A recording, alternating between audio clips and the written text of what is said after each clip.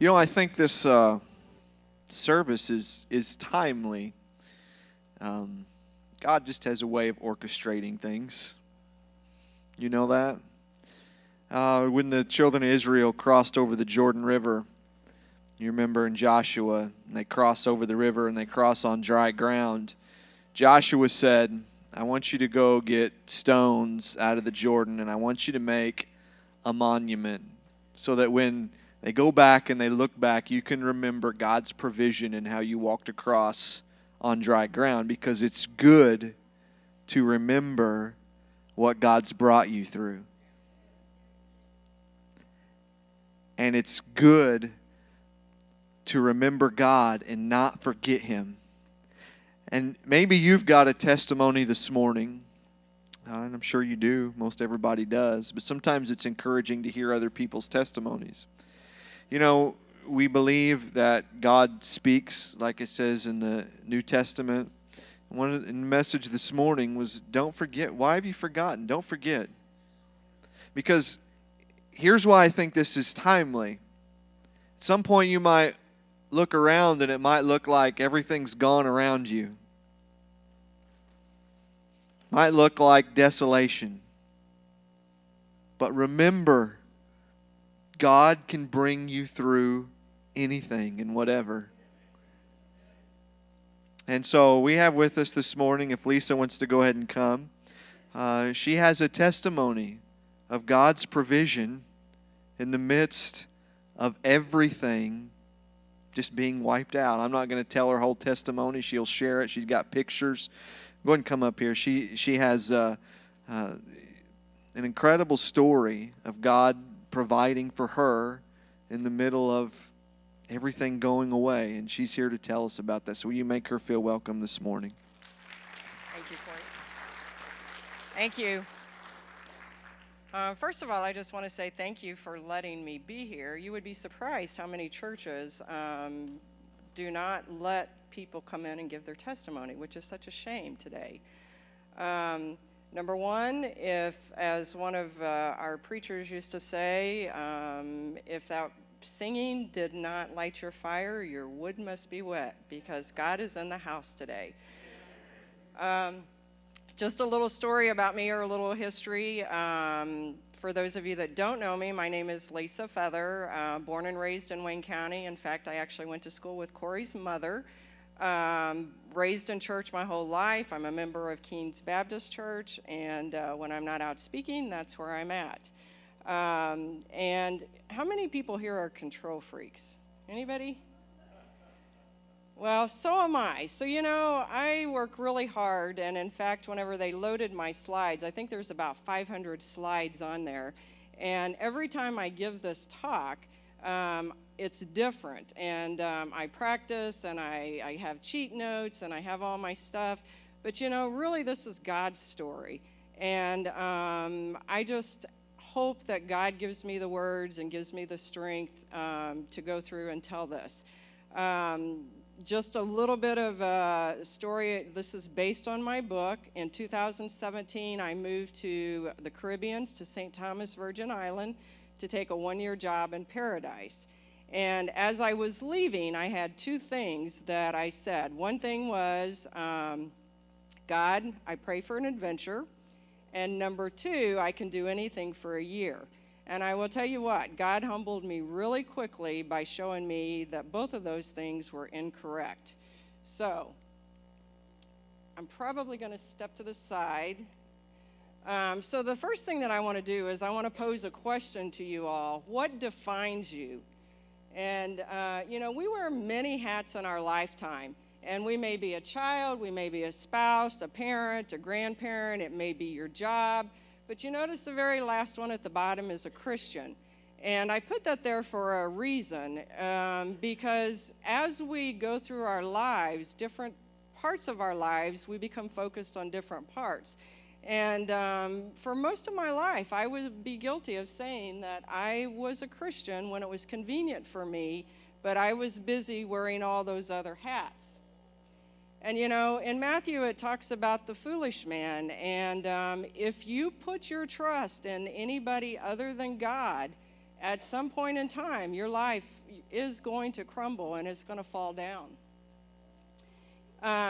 And then it also tells you in Proverbs that man can make their own plans, but God has the final decision. And, I planned for 6 months to go to St. Thomas. I started in April, and it took me that long to get a license, to get everything in order just so that I could move there. And it took me longer to plan to get there than I actually stayed there. So how all this began, everybody has a backstory, and my backstory actually started in 2014. And a couple of things that happened. Number one, we had a fire at our house, and the fire was to a tune of about $200,000 loss. Also, my husband got burnt in the fire, ended up in the hospital overnight. And the only reason that I happened to be home that day was I was recovering from surgery the day before. And God played a role in that too, because I was the one that actually pulled him out of the fire 3 times because he kept going back in to get the car out. And I worked in Wayne City. I had the clinic there. And, things about small towns are awesome. Because everybody supports you and everybody loves you. But at the same time, every day people kept bringing the story up, and I had to relive it, and I had to tell it over and over. And it got to the point that I just thought, I can't concentrate, I can't think, I don't want to do this. And so I actually turned in my resignation. And my boss came to me and he said, "You're not resigning." He said, you just need to take a family leave of absence. And so that's what I did. I took a family leave of absence, and it wasn't just probably a month later, 6 weeks later, everything had resolved. I was feeling better. Mentally, I was better, and I went back for my job. And guess what? My job had been RIFed. So if you don't know what RIFed means, they had done a reduction in force. And so at the age of 50, being the sole breadwinner of the house and carrying the insurance for the house, I had no job, no insurance, and my self-esteem was dead. And so and sometimes God does this. He has to make drastic things happen so that he can get his children's attention. And when I look back at it, I think that that's what happened in this situation. From 14 to 2017, I bounced around some different jobs, but I just wasn't happy, and I could tell that I didn't have any joy. And I kept praying to God, something's missing, show me what I need to do, give me an opportunity. And so one day I was sitting at my home computer, and it popped up this job on St. Thomas, Virgin Island. And one of my dreams was that I always wanted to live and wake up by the ocean. So I thought, wow, okay. So I automatically just hit click, send, didn't think anything of it. Well, 3 days later, a surgeon calls me, happened to live in Chicago, had moved to St. Thomas, and so he recognized Illinois really quick, and he said, I already have made arrangements. I want you and your husband to come down. And so we basically had an all-week paid vacation in St. Thomas for him to woo me into taking the job. So in April of 2017, we went down there with the intent of just looking at the place, having a nice vacation, and coming back to good old Illinois. Well, he did convince me to take the job. And it takes about 6 months to get a license on the island. So whether I was going to take the job or not, I had to start the preparation then. So I had to start the paperwork and get everything going. And just to show you a little bit on, if you're not familiar with your your geography here. So this is Miami. That's Puerto Rico. And that's the Virgin Islands. Now, the Virgin Islands, there's 3 Virgin Islands that are actually United States territory, and St. Thomas is one of those. And then there's the British Virgin Islands. This is a map that's actually in my book, and you can see the East End. I'm going to talk about it a lot in the slide presentation because that's where I spent most of my time during the hurricanes. The big H is the hospital. Whoops, let me go back one. And then my condo was about right here in between those. Now, when you think about St. Thomas and you think about the size of St. Thomas and you compare it to Wayne County, St. Thomas is only 32 square miles. You look at Wayne County, it's 714 square miles. So very tiny rock. The population is 51,000 compared to 16,000. So you got a lot of people in a small area. And the entire island is only 4 miles wide and 13 miles long. And so whenever I clocked it here, it took me 12.3 miles to get from my house to here. So it was basically driving the entire length of the island. Now, when I finally moved to St. Thomas, and it was August the 8th. I got off the airplane, and one of the things that I had been promised was, number one, I signed a 1-year contract, and part of my salary was going to be that the doctor was going to pay for my condo rental. And the reason being was housing was horrendous. To buy a condo on the island, you would pay literally $500,000 for a place that looked like it needed to be torn down and rebuilt. Plus, you had a $1,000 HOA fee on top of that. This condo that he rented for me was $2,800 a month, and that did not include electricity or any of the utilities, and that was all at my expense. The other thing that I had signed was that my house was going to be oceanfront property. Do you see any oceanfront there? No. It was going to be in a gated community because, believe it or not, the island is very dangerous. In fact, it's got the #1 homicide rate per capita in the United States. And then the third thing was if I left quicker than 90 days, I had to pay him back $20,000. Because it takes so long to recruit and get somebody there. He didn't want to be out a bunch of money. So it's hard to see here, but down here is the main road, and you're literally driving around on this mountain in circles. The road is really the size of maybe 1.5 widths of car. At one point, maybe it was graveled, but it's mostly rock. Mostly mud and potholes, and it's very steep, and you really almost need a 4-wheel drive to get to the area. And one of the scary things that we didn't even realize is you are literally driving on the side of the mountain here, and the only thing that is protecting you is all of the foliage there. So after the hurricane, once the foliage was gone, it was kind of scary to realize how close you were to falling off the edge. Okay, so I went out my front door, and this was my view. And actually, when I looked at this, I thought, maybe I can stay here. This is pretty beautiful. And in fact, we would sit there at night, and I could watch the cruise ships coming out, and I could watch the sailboats, and lots of beautiful rainbows. Okay, so just to show you a little bit about the condos. So you notice that there's a lot of windows there, and you notice that there's fans. It's very expensive for electricity, very expensive for water. And so what they do is they try to use all the elements that they possibly can. So they give you the natural light by all of the windows. And if you open up those windows and you turn on the fans, a lot of times, especially of an evening, you can get a lot of the trade winds come in, and so it helps to cool it off. The other thing that they do, which you can't see in this picture, is they have split air conditioners in every single room, and all the rooms are closed off, so that if you want to run an air conditioner in just one room, you can do that and close the rest of the house off. Now, when we moved in, they told us that this was going to be a fully furnished apartment. You can see all the junk here, and you can see this water bucket. This water bucket actually ended up being one of my saviors during the hurricane, and I bought that at Home Depot for $3. That was the cheapest thing I bought. I had to have transportation on the island, and they always tell you never buy anything on Craigslist. Well, guess what? We bought a Jeep on Craigslist.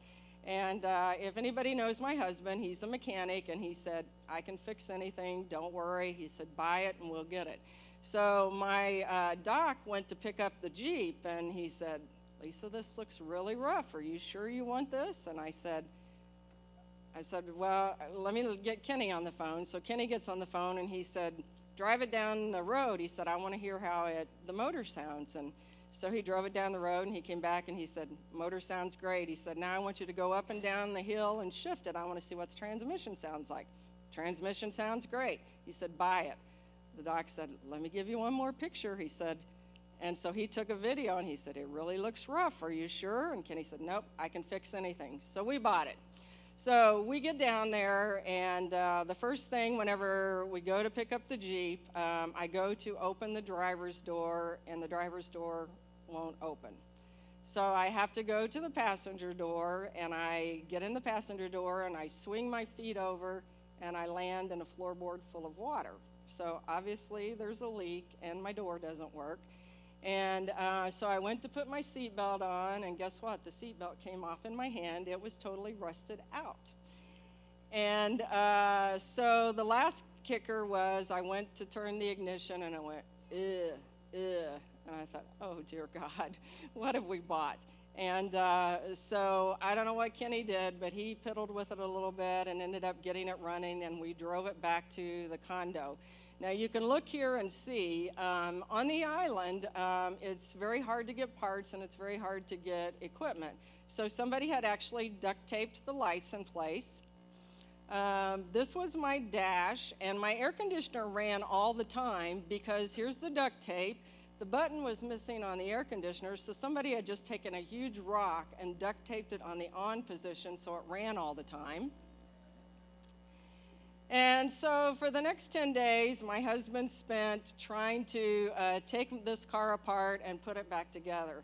And, what he didn't realize is he can fix anything, but he was on an island that there was no supplies and there was no tools, and it was a little bit more challenging than he thought. But he did get it running for me, and then he left the island and left me there by myself. So at this point, I'm 10 days into this, and I'm thinking, okay, are you crazy? And then the other part of me is saying, oh, you can do anything for a year. You can't disappoint people. And so number one, the condo was not what I was promised. Number two, whenever they say the condo was fully furnished, what they basically meant was that you had a bed, you had a stove, a refrigerator, a couch, and a table. Nothing else came with it. So we had to go out and buy linens, we had to buy cooking utensils, everything. And just to give you an idea, I'm a big coffee drinker. I paid $182 for a coffee pot. Now, I could have waited and had a coffee pot shipped to me. Chances are it would have either gotten there broken or it wouldn't have gotten there at all because it would have been stolen before it got there. So those are just the things that you deal with whenever, even though it's United States territory, you're still going through a lot of different customs, and it's still a pretty corrupt area. I became a renter instead of an owner.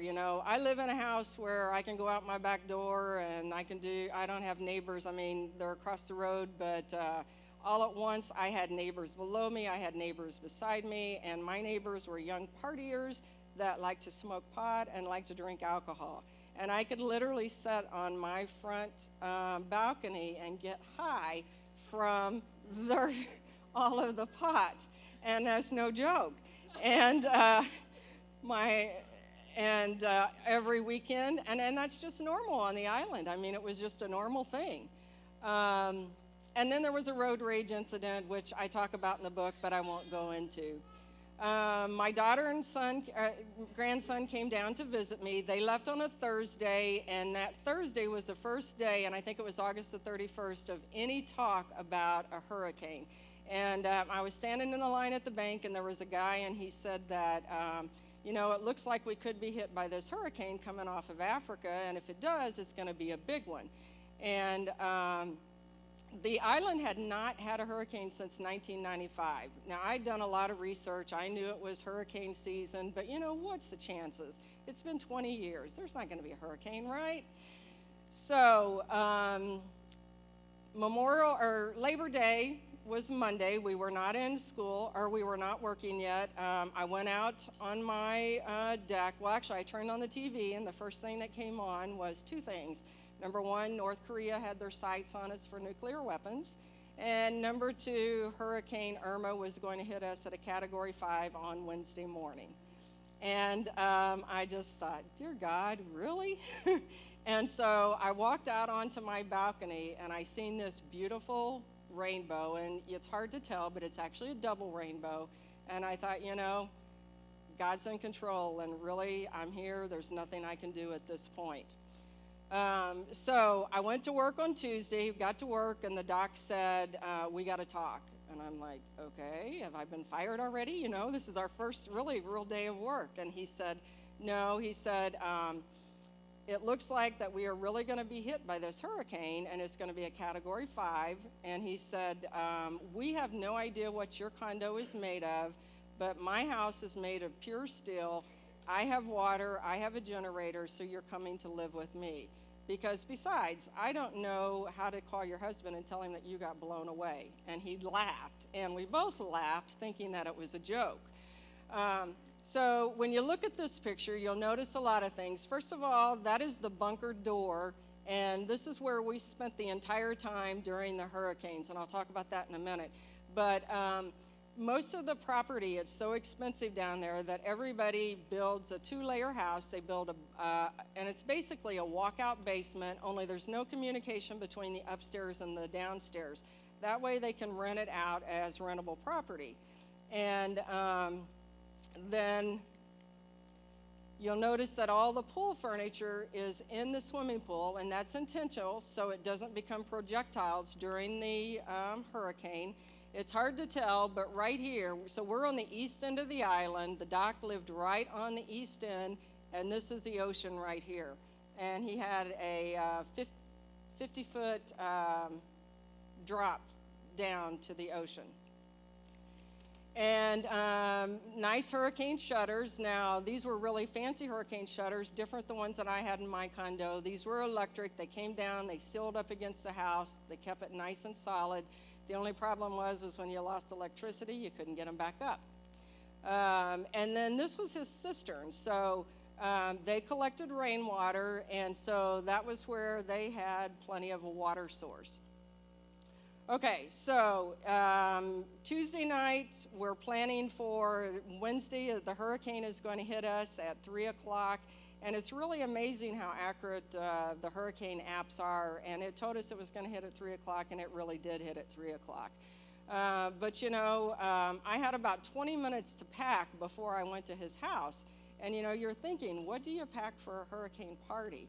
Because in my mind, I thought I was going to be back in my condo by the weekend for sure. So literally, I packed all the money I had, which was $300 cash, my important papers, all of my electronics, and 2 sets of clothes, and that's it. And so we got to his house. That night, we had made all the arrangements at his house to make sure that his house was hurricane-proof. The next morning, we got up, we had a big breakfast. There actually ended up being 10 of us there that was staying in that house. The doctor, his wife, he had 2 twin daughters that were 7, myself. There were 4 college kids, and a dog and a cat. And so we got up, we had a big breakfast, kind of like our last meal, and then at 10 o'clock we headed down because even though the hurricane didn't hit till 3 o'clock, the rains and the outer band storms had already started, and it was pretty treacherous even by 10 o'clock getting downstairs. So if you can see this is the Hurricane Irma. This is the Virgin Islands, and 275-mile-an-hour winds, 400 miles wide, and 30 miles across. So let me go back just so.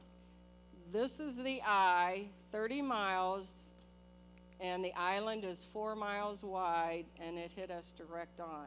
So there was no way that we were going to, no part of the island was going to not be touched by this.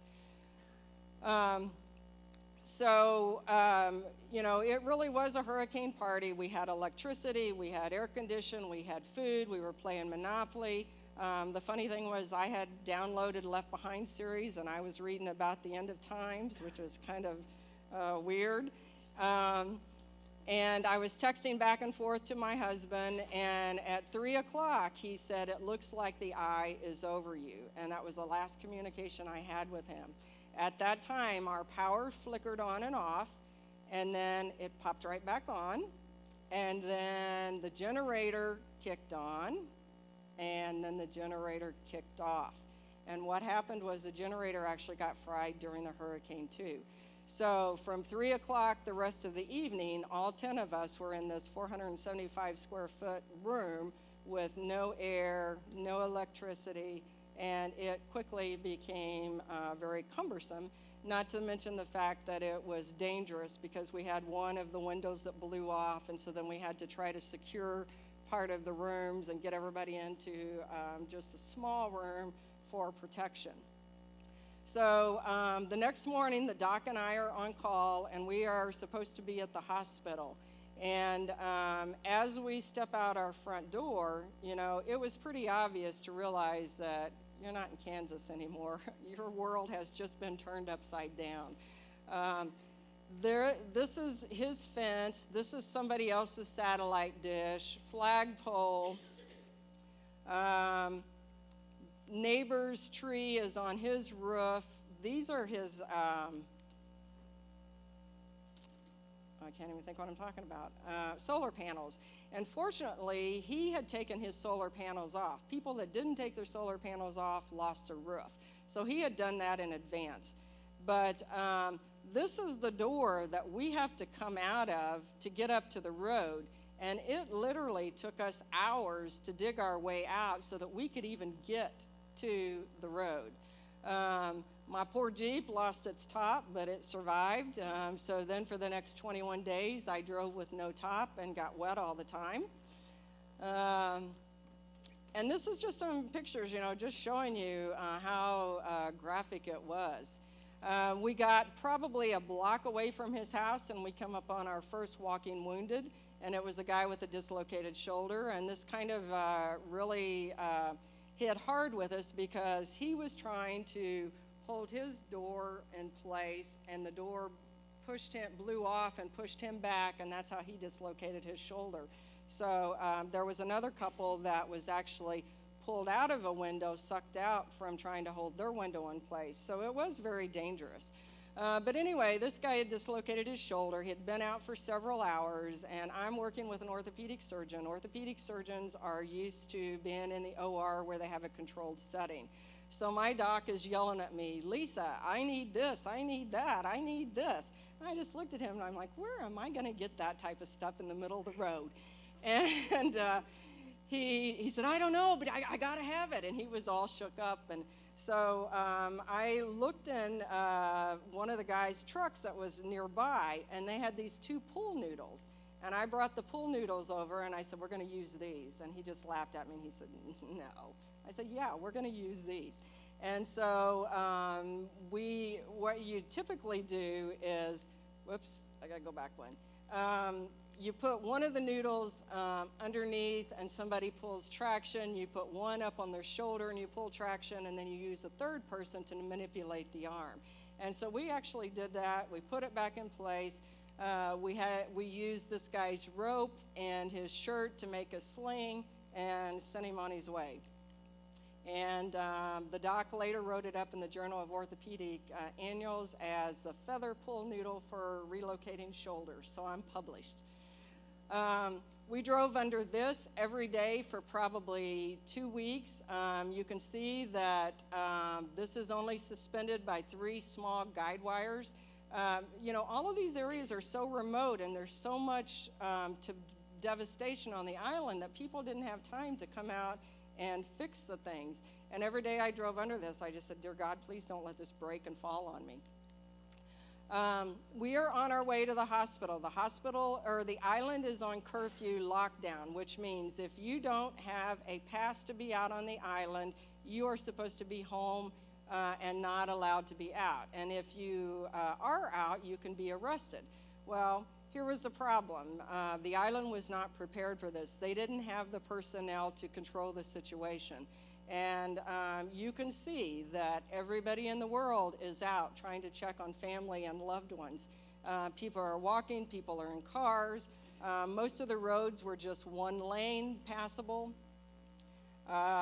This I didn't even notice until I got home and I blew this up, but there was a lady sitting up there. She's sitting with her suitcase, just waiting for somebody to rescue her. We're still on our way to the hospital, and this was the traffic. And remember, it's supposed to be curfew. Nobody's supposed to be on the road. We couldn't get to the hospital. We finally got lucky, and we found an Army Humvee, and we jumped behind them. It took us 4.5 hours to get to the hospital. And this was one of the main roads right before you get to the hospital, so we actually had to take another detour. But you know, it's amazing when God brings natural disasters like this, how people pull together and God's people actually come together and work as a unity. And I've seen a lot of that happen. So all at once, our entire infrastructure was gone. You know, there's no phone, there's no internet, there's no power, there's no electricity. What I didn't realize, though, was how long this was going to last and how it was going to impact me. And literally, my life went from paradise to third world overnight. This was the post office. I'm just going to show you some pictures. This is the inside of the post office. One of my fears was I was on Cobra Insurance, and I had mailed my insurance on Friday, and I was afraid that it hadn't gotten off the island. So I didn't even know if I had insurance at the time. We finally make it to the hospital. This is the CAT scanner room. So if you can imagine, first of all, you know, hospitals are usually sacred, and you don't see them getting hit by natural disasters. If enough wind to blow off a concrete wall and a CT scanner, it had to be pretty massive. This is looking at the hospital. This is the cancer center, this is the emergency room, and over here is the surgery unit. When we walked into the ER, it was obvious that the hospital was already had been condemned, and they were trying to get everybody out of the hospital immediately. You can see that the ceilings have been compromised. There was water everywhere. There's no air condition. They had limited oxygen supply. And fortunately, the military was already there, and they were shipping people out. So basically, what we were doing was taking care of the walking wounded and taking care of all the people coming in through the ER. This was a surgery unit, and this is looking from the outside in. It was a brand new unit. It had hurricane-proof windows. And believe it or not, the windows actually survived, but all the structure around it collapsed. And so there were patients on this ward, and so during the hurricane, they were literally taking them down the stairwell on mattresses to keep them safe. But how this impacted us was this was where your operating suites were, and there was 2 operating rooms. One was totally non-functional. One had no air condition, and they were using it for emergency only. And as of today, my doc is still not able to do surgery, orthopedic surgery at that hospital. We had MASH tents, grocery stores. So it takes about 10 days to get groceries to the island. And so this was the inside of the grocery store. So if you already didn't have groceries, can you imagine you're not going to be buying groceries here for a while. And even if you did have groceries, if you had anything perishable and you had no refrigerator, what were you going, they weren't going to survive. Just some random pictures. Okay, it has now been 3 days. I have still not been back to my condo. My doctor is assuring me that my condo is fine and that everything is going to be okay. Well, the closer we get up the mountain and I see all of this devastation, and I mean, these are power lines, and you're literally having to weave around those. And I have one picture where this guy actually got his neck stuck in one of them because he wasn't paying any attention, and they had to back up so he could get through it. But I had this sick feeling that it wasn't going to be good, and when I got there, it was not good. So up top is my view looking down before the hurricane. Here is after. You can see there's electrical poles in there. All of the deck is gone. All of my railing is gone here. My deck was 40 foot by 14 foot. It is gone, and the roof is gone. Because the roof was blown off, all of the windows imploded, and everything inside my condo was wet and ruined. I had about 6 inches of water everywhere, and because I was flooding the people below me, somebody had broken into my apartment and trying to get the water stopped. So people had been pilfering through whenever I got there. This is just another picture showing, looking off of my balcony before and after. Just look how the terrain changed. I mean, there was roads that we didn't even know existed. Houses with the roofs are gone. And the foliage changes for two different reasons. Number one, it's the wind, but also it is all the salt water being sprayed from the ocean. This is one of the churches downtown. Just to show you again how dangerous the island is, the doc and I are across the road at the marina looking at his boat. And this is 3 cops. There's a SWAT team over here, and there's a homicide occurring right there. This is kind of hard to see, but this house was actually split in two, lifted up, and landed on top of that guy's SUV. Just amazing, the power. This is Megan's Beach, and if anybody knows, Megan's Beach is one of the top 40 beaches in the world. It's a place for destination weddings. Now, the island is mostly, their economics is based on tourism. And so this is one of their big money makers, because it's beautiful. But look what it looked like after the first hurricane. Just totally devastated. So that was one of the first places that the island actually rebuilt, because they wanted to get the cruise ships back in. And in order to get the cruise ships back in, they had to make this bay look pretty again. Okay, so back in April, I had signed a lease supposedly with this condo right here. And this is another place where God comes into play.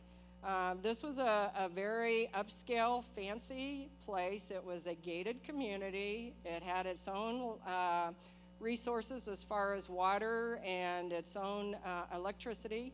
And it was supposedly solid concrete. And so I think that if I would have been living in this condo, the doc would have given me the option to stay in my condo or go to his house. And I'm not really a people person, so I probably would have stayed in the condo. And every one of, this was the condo that I was supposed to be in. Every single one of these condos got blown away. And when they started doing research after the hurricane, they found out that the contractor that had built these condos had used baby formula filler instead of solid concrete to cut the expense. And every single one of those condos was destroyed. Just to show you, this was the road that went up to the doc's house. Fortunately, I was staying in the affluential area, and I was protected. Another God thing, they actually paid guards, 2 guards, $150 a day to stand guard here and protect us. And I wouldn't have been able to do that if I was anyplace else. So we're now just about time for the second hurricane. Things are just getting normal again. Military is finally there, and we have enough military that they're actually taking control of curfew. And so what he's doing is he's checking their curfew, and if they don't have a curfew passed, they have the option to be arrested or turn around and go home. And but just like on Black Friday, there's nothing that says that you can't walk. You just can't drive a car. So these people are waiting in line for either grocery store or gas station or pharmacy. I'm not for sure exactly what this line is. But think about it. If you're going to get a gallon of gas or 3 gallons of gas to run your generator or to run your car, and you have to stand in line for 4 hours with the car running, it's much more cost effective to stand in line with a gas can than it is to wait in line with your vehicle. And in fact, I stood in line 3 hours to get to the pharmacy. Okay, so it has now been exactly 2 weeks. We've been told that Hurricane Maria is going to hit us, but we was told that Maria was going to be a Category 3. So we're thinking, no big deal, we can survive this.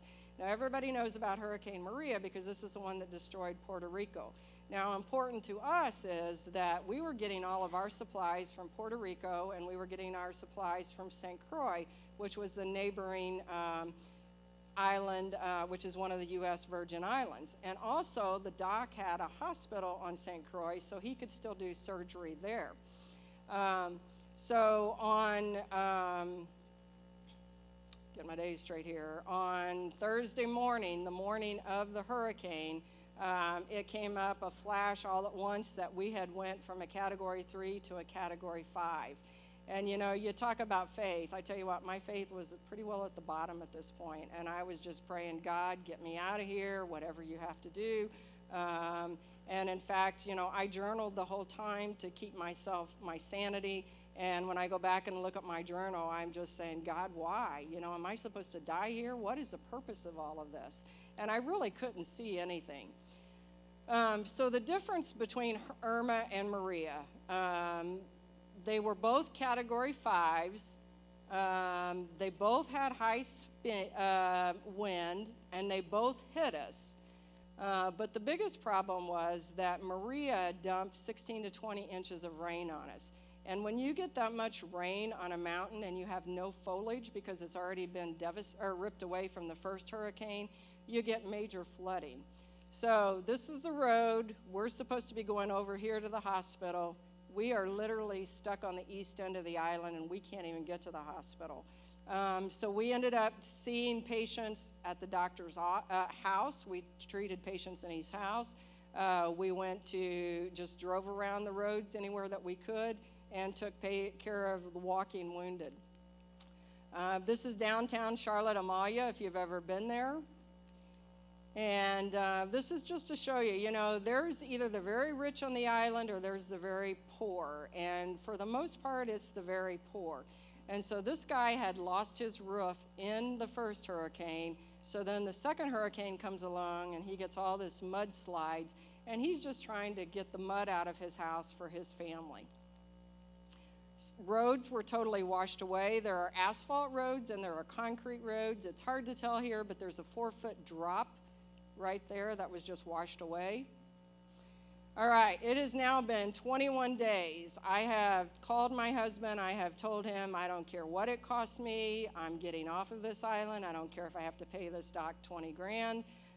Just get me out of here. And, you know, I had many airplane flights out because the airlines sell you tickets. But you know what? Our airport was destroyed, so there wasn't anybody flying out. But it didn't stop them from selling the plane tickets. So I would get a ticket and I would think, okay, I'm leaving on Monday. And then I'd get a message, flight's been canceled. And then your next flight out is Tuesday. Flight's been canceled. You're going Wednesday. Flight's been canceled. And I don't know how many times that happened. And finally, it was on a Monday night. It had been 21 days since I had been on the island. I had already told the doc that, you know, I just can't take this. I need to get out of here. I don't care what it costs me. I'm leaving. And on Monday night, somebody knocks on my door. And first of all, nobody ever comes to the door. And so I was a little bit nervous, and it was the doc's wife. And I said, Kathy, what are you doing here? What do you want? And I said, what's wrong? And she said, what do you mean what's wrong? And I said, well, every time you come, I either need to go sew somebody up or somebody's having chest pain or something. What do you want? And she said, do you really want to leave, and how fast can you pack? And I mean, tears just started rolling down my eyes. And I said, what are you talking about? And she said, we have a friend that has a private jet that is leaving at 10 o'clock in the morning. We've got some work that we got to get done, but if you really want to go, Jeff said you can go, no strings attached. And I mean, my emotions was just all over the place. Now, you got to remember, we still have no cell phone service. So what we had to do was we had to drive to the top of the mountain, which was the only place that had cell phone service. And I kid you not, my cell phone had not worked this entire time. And I got up there, and the doc's wife had to call customs to give them my passport and all my information so I could go through Puerto Rico. And so while she was doing that, I turned on my phone. I was able to get on to Delta. I scheduled a flight, paid for it with a credit card, called my husband and told him I'd be home tomorrow night, and had all that done before she got off the phone with customs. And I mean, it was just all surreal. And she looked at me and she said, aren't you going to call your family? And I said, it's done. She said, well, aren't you going to get a flight? It's done. And she was surprised. So, you know, God tells us that he has plans for us and to prosper and to keep us safe. We just have to trust in him. And, you know, this whole time on the island, it was a day-to-day survival. I mean, we had to work every day for our water because we had water rations. We had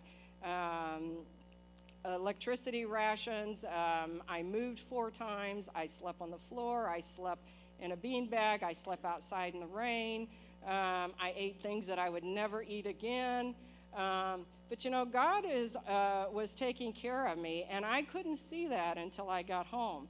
And one of the things that I did was I had journaled the entire time that I was there because I had taken my Bible, but guess what? I took my Bible on an iPad. You don't have electricity. Guess what? You don't have an iPad, so you don't have a Bible. And so I was having to come up with all kinds of ways to keep myself sane. And so spiritually wise, you know, a lot of things was going on that I didn't realize. Number one, I did meet a Christian lady that was in the last condo that I was with, and we would talk and we would pray. The doc I was living with, his family was actually Jew, and so I got to witness to them a little bit. My little sister, she kept in contact with me as much as she could, and she just kept saying, you know, you got to have faith of a mustard seed. And then what I really didn't realize was all the prayer warriors back in Wayne County. And when I got back home and all of the texts came in and all of the Facebook messages of people praying for me, it was just such a humbling experience that I didn't know about. As far as my physical well-being, I have some chronic health problems. God took care of me. He kept me healthy when I could have easily gotten sick, and he protected me in a very dangerous situation. You know, every day I was driving, and it would take me 20 minutes to get that 4 miles from my condo to the office, and I'm driving in a Jeep with no cell phone, with no windows, with no top, and all these crazy people walking up and down the road. So I could have easily been one of those victims. He was my real estate agent. You know, I wanted that one condo, and I was very disappointed when I didn't get it, but there was a reason. And he was my travel agent in the end. So, you know, every day as Christians, we have opportunities, we have challenges, and we have choices. I just, you know, I thank God that I took that step out of the boat and I actually went there. You know, he only gives us one piece of the puzzle at a time. And if he would have told me what I was going to go through, you know, there's no way I would have moved. But I think that sometimes he has to really shake our boats and shake our faith to get us to come back and really serve him the way that we're supposed to. And I think in the Bible it says 54 times that our purpose is to glorify God.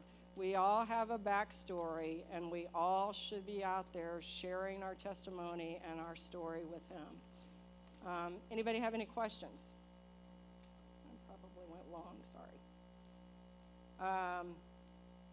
Just for reference, I do have books with me if anybody is interested, but the other thing is if you know of any groups, I love sharing my story, and like I said, groups and churches, unless you know somebody, they really won't take a chance and let you in, which is kind of a sad thing. Anybody have any questions? I'm actually going back in January just to visit, but I'm not going to stay. A lot has happened on the island. The hospital was supposedly condemned and was going to be torn down. Of course, the money didn't come through the way it was supposed to, so the hospital was patched and it's back up and running. The surgery suites are not functional for most things, and so my doc did two things. He built a surgery center, and then he actually had to go to Florida to get a license, and he takes all of his total joints to Florida to do surgery. It took him the day before Christmas, so the first hurricane was September the 6th, and it was the day before Christmas before he got electricity at his house.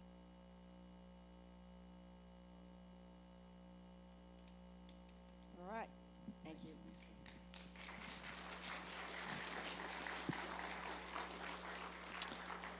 Why don't you stand up with us? Kelly, why don't you come? And 2 hurricanes, not just one. Sometimes what you think is paradise turns into something else. And I think this is important, and I hope you got the message behind it, because I think it's important, because sometimes we go through things in life and it looks like there's nothing left. And it looks like there's no way out. It looks like you're stuck. Don't forget God. Don't forget God in those moments. It's easy to say right now. I'm sure it was harder to believe, though, when you're in the middle of it. Now, I don't know what that. I just have a really strong sense that that this is important, because it's going to be important for you to remember when things look like they've been blown away around you, and you get battered by one storm, and you just catch your breath, and then here comes another one right after it. Don't forget God. And so, Kelly, why don't you play for just a moment? Maybe you're here this morning and you feel like you're in the middle of a storm now. We want to pray for you. Maybe you're here and you just don't see a way out. You know, we heard this morning from someone about God's provision just in the middle of when just didn't look like it was going to happen. Just miraculous. Something showed up. God's in the business of that. Let's pray. And if you want prayer this morning, we'd love to pray with you. Father, we thank you, God, that you're good. Lord, that you are a provider. And God, in the middle of the storm, God, you make a way. God, I ask that you'd speak to our hearts, and God, you would just help us to remember this testimony for the future. God, that you're with us and that you haven't left. And God, let us not forget you. And we thank you in Jesus' name. Amen.